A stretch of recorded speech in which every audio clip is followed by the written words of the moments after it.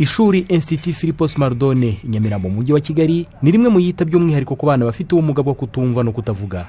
Abarezi bigisha abana bemeza ko kubitaho bakiri bato bibafasha kuzamura ubushobozi baba bifitemo. Sœur Marie Jeanne Wayisaba n'umuyobozi w'iri shuri.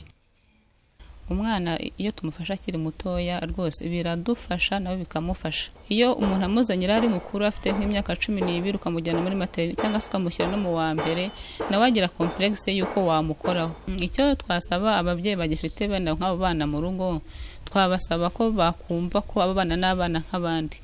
Ubushobozi bafite bw'Imana yabahaye urabigisha bakagira icyo batoramo kandi bakazagira aho bigeza kandi banageza n'igihugu. Hanze y'iri shuri ariko si henshi bene aba bana babonera ubufasha bakeneye.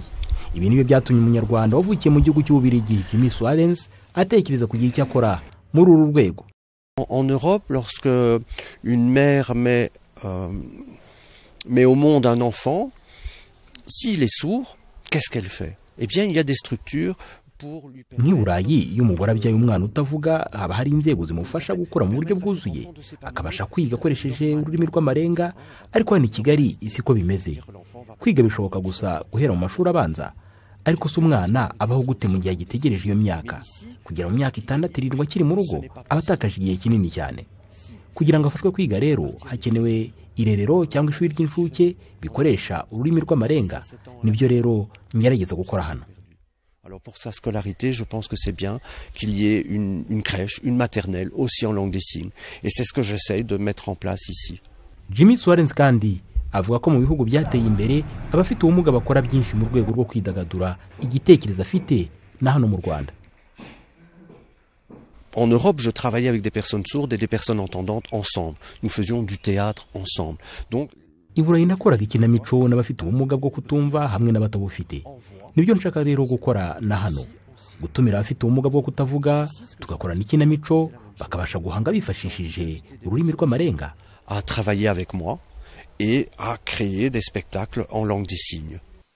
Ubushobozi bw'abafite ubumuga kandi bugaragarira mu mishinga myinshi y'iterambere bakora.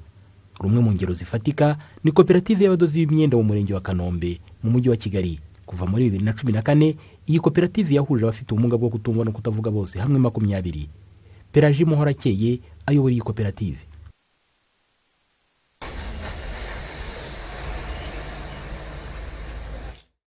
Twe dufite amaboko, turakora, turishoboye ntago dusabiriza. Hari n'abandi bagore bafite ubumuga bwo kutumva mu Rwanda nabo bakora bakiteza imbere kuko turashoboye.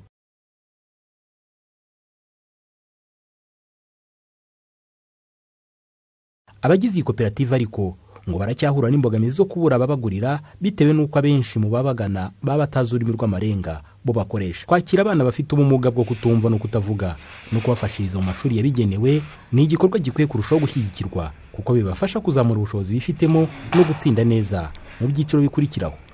Jean Damascene Manishimwe, i Kigali.